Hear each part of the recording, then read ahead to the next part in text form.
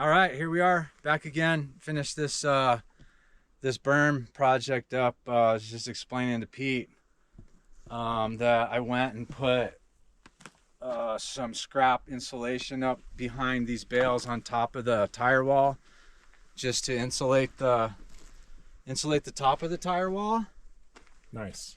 And then we're gonna have Matt backfill up to about right here with dirt and just slope this down, and then just match his grade, pull the dirt from down here. He stocked this up with extra dirt the other day, and he's gonna pull that from there, throw it on here, and then later I'll skirt this with a roofing membrane, attach it to the wall, drape this, and then put stucco netting over the roofing material, and then just bring it down about 6 inches. When I stucco this, I'll stucco this whole thing, so we'll sort of have a cove. Nice. Like a cove right here, just to shed the water, even though not much water comes off this end, this side.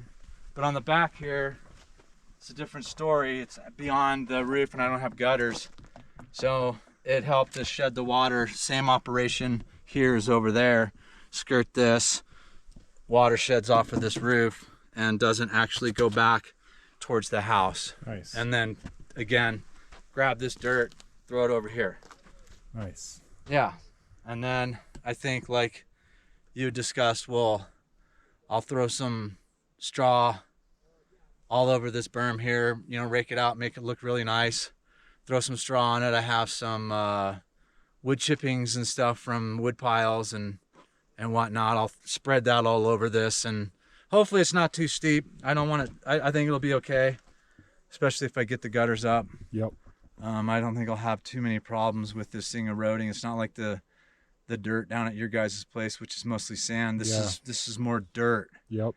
You know, it's different material. And with winter time coming, it'll get hard and frozen and right. compact down itself. If we can get it all kind of in order before winter gets here, rake all the trail marks out. I did that the other day. I cleaned all this up with a big wide rake, and then I cleaned that all the way up to where he was grabbing it. I see. Over there, just so I didn't have a bunch of frozen tire marks. 1 degree next week, so we'll see. Yeah. So here we go. We're waiting on Matt. Sweet.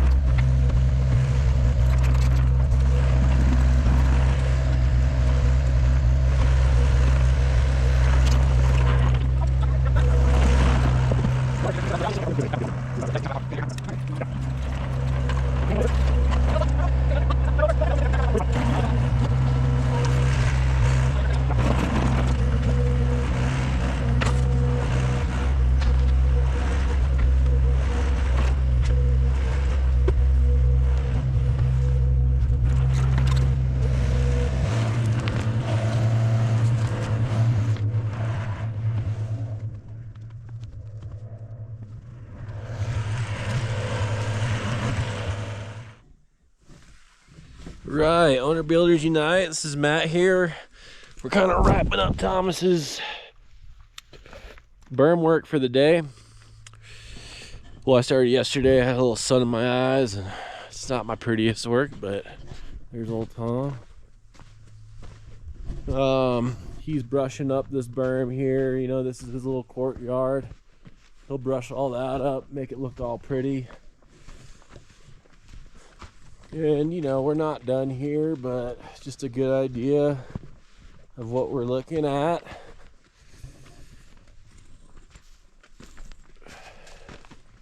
For a berm.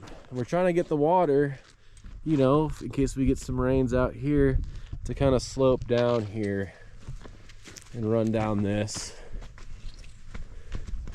and not get into his courtyard and eventually run it out over there past the front of my bucket. But you know, just some things to consider when you're berming a house. It's this was kind of a pain in the butt. What do you think, Thomas?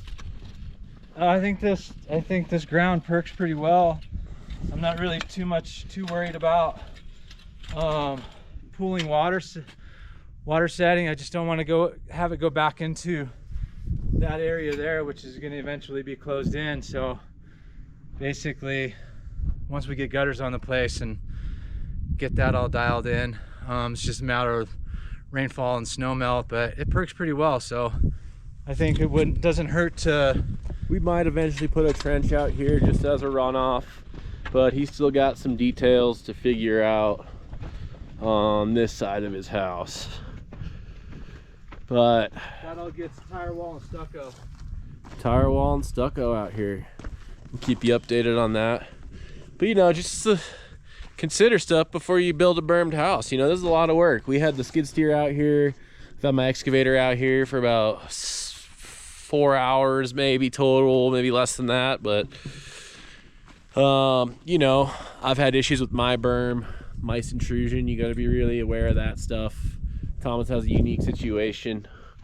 You know, something that Earthship doesn't really talk about is their berms. And you know, I'm not hating on Earthship, but it's just something to really consider. You know, it's a big cost. It's continuous. You know, it's not just one day. It's stages of excavation and moving a lot of dirt and earth around. Even if you're building into a side of a hill, you know, that's maybe to your advantage, but you still gotta move that dirt around after your tire walls. You gotta put the dirt in the tires. Not trying to steer you away from it, just trying to keep you people aware. And you know, happy building. And yeah, over and out. This is Matt, and we'll keep you updated on Thomas's build. And then we're done with this stage for right now. He's got some more work to do. He's gonna clean that up by hand. Thomas is pretty particular about his dirt work. That's cool. All right, Owner Builders Unite, like and subscribe. Thank you so much.